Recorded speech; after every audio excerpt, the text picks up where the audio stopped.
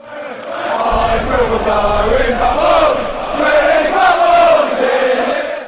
I'm Ryan from West Ham Fan TV. Just thought I'd do a quick little daily update on the transfer rumours and departures of the club at the moment. There's a lot of rumours going around, same old stories really, so I thought I'd do a quick little video just to keep everyone updated and have a little discussion about them. First one is obviously the one that's looking the more likely to happen either today or tomorrow or hopefully this week, is Alex Song. He was spotted at the ground at the FC Lushentan's game the other night, outside signing autographs, posing for photos with fans. So it looks like it's a done deal with him. Free transfer, it looks like. Like I said on previous videos, unbelievable. Get a player of his quality on a free transfer.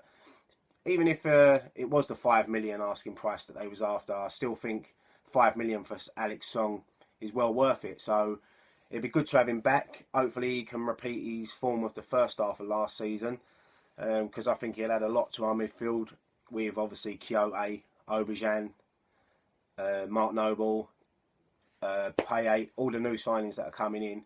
It looks like it's going to be a good deal. Good deal to have Alex Song, so hopefully they get that done. Another one is obviously Jenkinson. It seems to have gone a bit quiet the last couple of days, but latest I heard from David Gold's Twitter or whatever it was, that he looks like he wants to sign him. Rumours are that the reason why it's taking a little bit of time is because they're trying to tie up a permanent deal. I'll be very surprised if we get him from Arsenal on a permanent. But if we do it, it'd be amazing, because he's a brilliant right back, done very well for us last season, and we are lacking in that department, should I say. I mean, we've only got Joe O'Brien at the moment. Fair play to him, he played well the other night, but going into a Premier League season with only Joey O'Brien, it's not good. So yeah, hopefully we can get that done, either if it's a loan deal or permanent. Be good to see him back. Another transfer rumour that sort of, it was mentioned quite a lot last week, but it's gone, I ain't really heard much over the last few days, was Yoan Cabaye from PSG, the former Newcastle player.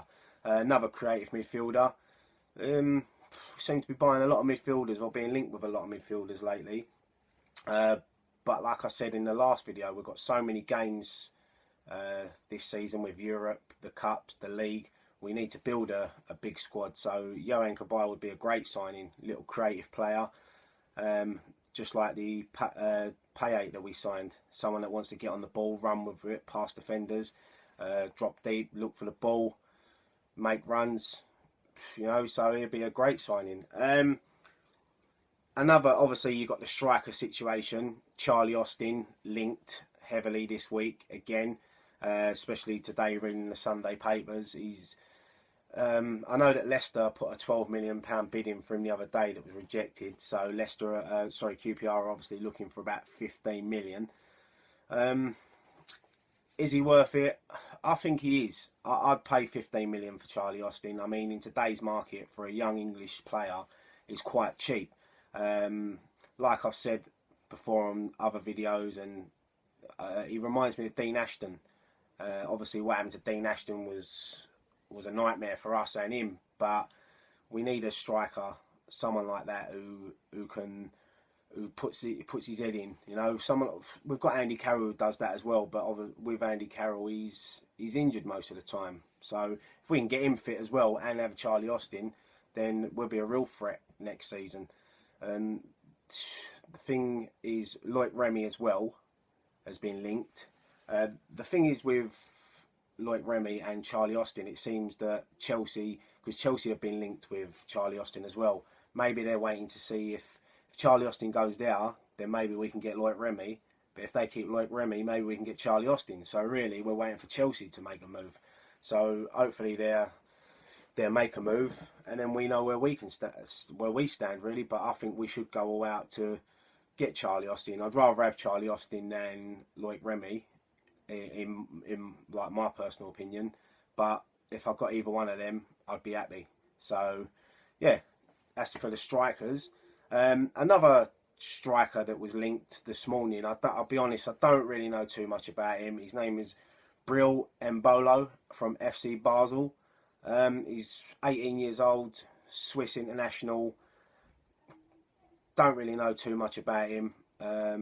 Looking at 10 million quid. The only reason I'd want to get him is because Spurs are after him, and we like beating Spurs to things the last few years and that. So, like I said, don't really know much about him. I can't really go on about him. So yeah, that's another one, another rumour. Defenders. Ayman Abadonor from Monaco. Is it Monaco? 14.3 million. Reading this morning that we've made an official bid. Strong centre back, Champions League experience. Like I said, it's hard. You're getting linked with all these players. You don't really know much about them. I see him play a couple of times in the Champions League. So, like I said, we do need a solid centre back to probably sit next to Winston Reid. As much as I love Tompkins, Reece Burke is obviously one for the future. Ginger Pele, I feel that we still need a solid centre back, someone that can get the ball down and run it out, like a Rio type. We've obviously been linked with a Juventus defender as well, Angelo Ogbonna. Seen him play a couple of times. He's an Italy international. He can also play left back as well. Not that we need much cover left back, because obviously Creswell and Hendry, who officially signed his work permit and all that went through, so Hendry's now an official West Ham player. Yeah, I mean, he likes to get the ball down, he can run with it. Another solid centre back. They're talking at about 12 to 14 million pound. Same again, big money move. So yeah, I mean, that's it really for the centre backs that I've read this morning. Striker wise again, Javier Hernandez from Manchester United on loan at Real Madrid last season. He could be a really good signing for us. 8 million quid. Yeah, no, I really like the look at that one. Will it happen? I don't know. Doubt it. But yeah, I'd like to see him. Someone that can link up with Sacco, be a good little partnership. Probably European experience. So yeah, hopefully that one we might hear more about that one over the next few days. Another striker being linked from Liverpool. Well, two from Liverpool. The first one is Barini. Not my cup of tea. Not what I've seen of him. Didn't do well at Liverpool. I think he was on loan at Sunderland. I'm sure it was Sunderland. He done all right there. Never set the Premier League alight. Not someone I'd like to see there. And the other one from Liverpool, Mario Ballotelli. Why would we want him? He's such a bad apple. He's the sort of player that you will see strolling around the pitch when we're scrapping for points, scrapping for a win. Don't want to get involved. I'm not sure, after last season when we played him at the Bowling, I don't think Adrian would really want to see him again. I think Adrian would stick one on his chin. So yeah, I wouldn't want him. Waste of money. Never really done it over here. He didn't do it at Liverpool last season. Done alright at City. But it's not one for me. And finally, another Liverpool player. We love Liverpool players, don't we? Is the former Hammer, Glenn Johnson. See a few people on Twitter, a bit 50-50 on this one, saying that he was a Judas, he left us. We got to remember with Glenn Johnson, he was young. He made 15, 16 appearances for us in that season we got relegated. At the time, 6 million quid for an unknown really was good money back in them days. I know 6 million don't seem like nothing now, but back in 2003 it was a lot of money, and it sort of helped us when we went down to the Championship. I'd like to see him back. If we had Jenkinson and Glenn Johnson would be cover. He wouldn't be a starter for me if we had Jenkinson. But no, I think he'd be a good. He's only 30 years old. Remember, England international. I know he ain't played for England for a little while, but I think he could. He could do really well. I'd like to see him come to West Ham. As I say, back up for Jenkinson. Any more players? No, I think that's it really. I think I've summed up what I've seen so far. If you've seen any more players we've been linked with that I haven't mentioned, leave the comments below and let us know. and obviously we'll reply to your messages, and maybe we'll obviously mention them in the next video. Yeah, so that's it really for people coming in. Obviously, with all these people coming in, there has to be people leaving the club. Obviously, I've seen Stuart Downing being linked with Sunderland and Middlesbrough. Apparently, he wants to go back up north. That's just rumours that I've heard. I've also heard that he's really happy at West Ham, so like you don't really know what to believe. So I'd like to see him stay. If we had the Stuart Downing of last season perform like he did last season, this season, it'd be unbelievable. Obviously, Europe, loads of cup games. Yeah, it'd be good. It'd be good to have him. I like Stuart Downing. I rate him a lot, and I think he could. I think he could force himself back into the England squad if he can repeat last season's form this season. Another one, obviously, Kevin Nolan, club captain, linked with Bolton this week. Obviously, yeah, I think with Nolan, as you know, I'm a big fan of Kevin Nolan, but he's not a fan's favourite amongst most people. His legs have obviously gone now. 33 years old. With the way we're going forward, I don't think he's a Bilic type player.